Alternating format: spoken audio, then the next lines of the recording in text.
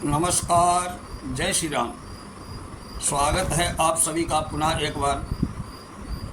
बहुत अच्छा प्रसंग चल रहा है परमात्मा और जीवात्मा के विषय में। अब यमराज नचिकेता को एक दूसरी विधि से परमात्मा के विषय में, नचिकेता द्वारा पूछे गए तत्व के विषय में दूसरे प्रकार समझाने की प्रतिज्ञा करते हैं। न प्राणेन नापानेन मर्त्योज्जीवति कश्चन इतरेण तु जीवन्ति यस्मिन् नेतावुपासितौ हन्तत इदं प्रवक्ष्यामि गुह्यं ब्रह्म सनातनं यथा च मरणं प्राप्ते आत्मा भवति गौतम।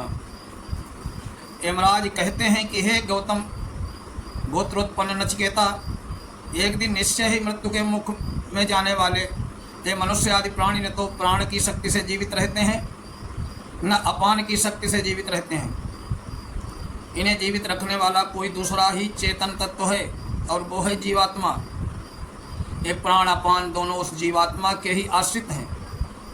जीवात्मा के बिना ये एक क्षण भी नहीं रह सकते। जब जीवात्मा जाता है तब केवल ये ही नहीं, इन्हीं के साथ इंद्रिय आदि सभी उसका अनुसरण करते हुए चले जाते हैं। अब मैं तुमको ये बतलाऊंगा कि मनुष्य के मरने के बाद इस जीवात्मा का होता क्या है, कहाँ जाता है, किस प्रकार रहता है। साथ ही साथ ये भी बतलाऊंगा कि उस परम रहस्यमय सर्वव्यापी सर्वाधार सर्वाधिपति परब्रह्म परमेश्वर का स्वरूप क्या है। योनिमन्ये प्रवर्त्यन्ते शरीरत्वायदेयिनः स्थाणुमन्येनुसंयन्ति यथा कर्म यथा सुखम। यमराज कहते हैं कि अपने अपने शुभाशुभ कर्मों के अनुसार शास्त्र, गुरु, संग, शिक्षा, व्यवसाय आदि के द्वारा देखे सुने हुए भावों से निर्मित अंतःकालीन वासना के अनुसार मरने के पश्चात कितने ही जीवात्मा तो दूसरा शरीर धारण करने के लिए वीर के साथ माता की योनि में प्रवेश कर जाते हैं। इनमें से कुछ पुण्य पाप समान होते हैं, वे मनुष्य जिनके पुण्य कम पाप अधिक होते हैं वो पशु पक्षी का रूप शरीर धारण करते हैं, और कितने अधिक पाप, जितने अधिक अत्यधिक पाप होते हैं स्थावर भाव को प्राप्त होते हैं, अर्थात वृक्ष, लता, तृण, पर्वत आदि जड़ शरीर में उत्पन्न होते हैं। यमराज ने जीवात्मा की गति, परमात्मा का स्वरूप, इन दो बातों को बतलाने की प्रतिज्ञा की थी। इनमें मरने के बाद जीवात्मा की क्या गति होती है, इसको बतलाकर अब वे दूसरी बात बतलाते हैं। यह सुप्तेषु जागर्ति कामम कामम पुरुषो निर्मिष्माणः तदेव शुक्रम तद ब्रह्म तदेवामृत मुच्यते तस्मिन् लोका श्रिताः सर्वे तदु नोत्येति कश्चन एतद् वै तद्। यमराज कहते हैं कि जीवात्माओं के कर्मानुसार उनके लिए नाना प्रकार के भोगों का निर्माण करने वाला, उनकी यथा योग्य व्यवस्था करने वाला जो ये परम पुरुष परमेश्वर समस्त जीवों के सो जाने पर अर्थात प्रलय काल में सबका ज्ञान लुप्त हो जाने पर भी अपनी महिमा में नित्य जागता रहता है, जो स्वयं ज्ञान स्वरूप है, जिसका ज्ञान सदैव एक रस है, कभी अधिक कभी न्यून या लुप्त नहीं होता है। वही परम विशुद्ध दिव्य तत्व है, वही पर ब्रह्म है। उसी को ज्ञानी महापुरुषों के द्वारा प्राप्य परम अमृत स्वरूप परमानंद कहा जाता है। ये संपूर्ण लोग उसी के आश्रित हैं, उसे कोई नहीं लांघ सकता है, कोई भी उसके नियमों का अतिक्रमण नहीं कर सकता है। सभी सदा सर्वदा एकमात्र उसी के शासन में रहने वाले और उसी के अधीन हैं। कोई भी उसकी महिमा का पार नहीं कर पा सकता। यही वो ब्रह्म तत्व है जिसके बारे में यमराज कहते हैं, नचिकेता तुमने मुझसे पूछा था। अब अग्नि के दृष्टांत से उस परब्रह्म परमेश्वर की व्यापकता और निर्लेपता का वर्णन करते हैं। अग्निरेथैको भुवनम प्रविष्टो रूपम रूपम प्रतिरूपो बभूव एकस्तदा सर्वभूतांतरात्मा रूपम रूपम प्रतिरूपो बहिश्च। एक ही अग्नि निराकार से सारे ब्रह्मांड में व्याप्त है, उसमें कोई भेद नहीं है, परंतु जब वो साकार रूप में प्रज्वलित होता है तब वो आधारभूत वस्तुओं जैसा आकार होता है, वैसा ही आकार अग्नि का भी दृष्टिगोचर होता है। उसी प्रकार समस्त प्राणियों के अंतर्यामी परमेश्वर एक हैं और सब में संभाव से व्याप्त हैं, उनमें किसी प्रकार का कोई भेद नहीं है। तथापि वे भिन्न भिन्न प्राणियों के उन प्राणियों के अनुरूप नाना रूप में प्रकाशित होते हैं।